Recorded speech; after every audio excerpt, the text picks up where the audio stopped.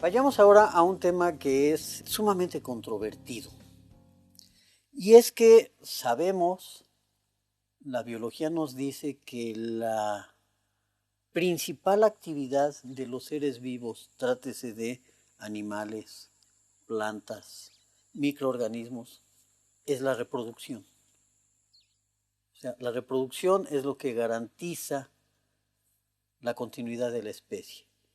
Por lo tanto, esto no puede ser diferente para el ser humano. Obviamente, en este punto, quien tiene el valor fundamental es la mujer. ¿Por qué? Pues porque ella es la que tiene la capacidad de quedar embarazada y ella es la que tiene la posibilidad de tener a los hijos. Durante mucho tiempo, en muchas sociedades, el valor de la mujer estaba dado precisamente por su capacidad para engendrar. Pero lo que ocurrió también al mismo tiempo fue que los riesgos sanitarios por embarazos cada vez fueron aumentando. Y entonces ya no era solamente el problema que implicaba el propio embarazo, sino también los riesgos de infección que podían ocurrir durante el parto, tanto para la criatura por nacer como para la madre. Y entonces se buscó la manera de conciliar la necesidad de perpetuar la especie con la necesidad de controlar la frecuencia de los embarazos para garantizar la seguridad de la madre y de los hijos.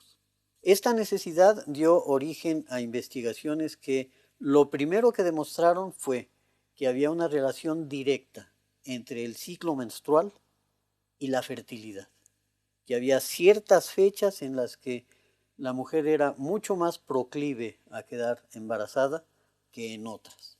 Más investigaciones lograron llegar a una propuesta que decía que había ciertos mensajeros químicos que daban indicaciones al cuerpo sobre la manera de comportarse y que muchos de estos mensajeros tenían que ver precisamente con la fertilidad. A estos mensajeros se les dio el nombre de hormonas y así lo seguimos conociendo hoy en día. Y las hormonas que tienen que ver con la fecundidad y con la reproducción las conocemos como hormonas sexuales. Estudios que se han llevado a cabo durante mucho tiempo, aunados a la lucha de ciertos grupos de mujeres por tener la capacidad para decidir sobre la frecuencia de la fecundidad, porque de repente ocurría que era la iglesia la que decidía cuándo sí, cuándo no. La iglesia prohibía cualquier actividad relacionada con el control de la natalidad. Siempre se ha dicho, los hijos que Dios te mande, al cabo Él no los mantiene. Entonces, esto en un momento dio lugar a un choque frontal entre la ciencia y la religión. Sin embargo, la ciencia, que nunca pierde la paciencia, siguió investigando. Y de esta manera se encontró que podían modificarse ciertas estructuras químicas relacionadas con estas hormonas sexuales, con la progesterona y los estrógenos, y empezó a darse investigación mucho más seria. La progesterona, por ejemplo, que se utilizaba para ayudar a las mujeres con dificultades para embarazarse, se les empezó a administrar, pero la fuente natural de obtención de esta hormona era la orina de yegua preñada, lo cual hacía difícil su consecución y muy cara.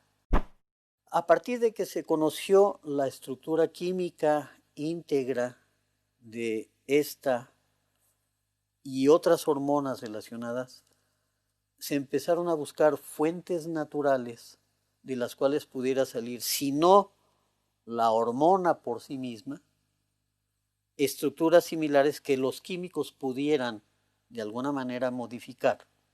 George Rosenkrantz, alguien que dedicó una gran parte de su vida a esto, llegó a México porque supo por ahí que había una planta específica en el estado de Oaxaca, una planta que se le conocía con el nombre común de cabeza de negro, cuyo nombre botánico es barbasco, y a partir de ahí logró aislar una sustancia que recibe el nombre de diosgenina. Esta diosgenina contiene la estructura fundamental de las hormonas sexuales. Rosenkrantz fundó los laboratorios Sintex en México y comenzó a colaborar, entre otros, con el Instituto de Química y la Facultad de Química de la Universidad Nacional Autónoma de México. Llegó un momento en que hubo una ruptura por cuestiones de carácter económico. Quienes se quedaron con los laboratorios Sintex contrataron a un químico que también estaba interesado en este tema, Carl Djerassi. Y entre otras personas tenían a un pasante de ingeniería química que es Luis Ernesto Miramontes y que finalmente, bajo la supervisión de Djerassi, pero trabajando él en el laboratorio, logró sintetizar la primera hormona sexual sintética que impedía el embarazo. Esta primera hormona sintética, la norepinefrina, se comprobó que era efectiva. Y para que nos demos una idea de las dificultades que se tuvieron que vencer, la solicitud de la patente para este compuesto específico y su proceso de producción se hizo en 1951 y les fue concedida solamente hasta 1956. Es decir, tuvieron que pasar 5 años en donde mucho del problema fue la oposición de ciertos grupos sociales a la existencia de un método de control de la natalidad.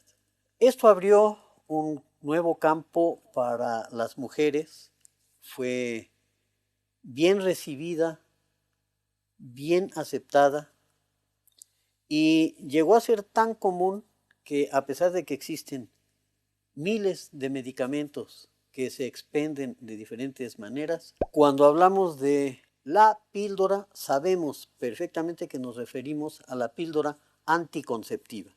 La consecuencia de esto es la mujer ya no está condenada solamente a estar en el hogar, cocinando, vigilando a los hijos y viendo qué va a pasar en el momento en que nuevamente se embarace.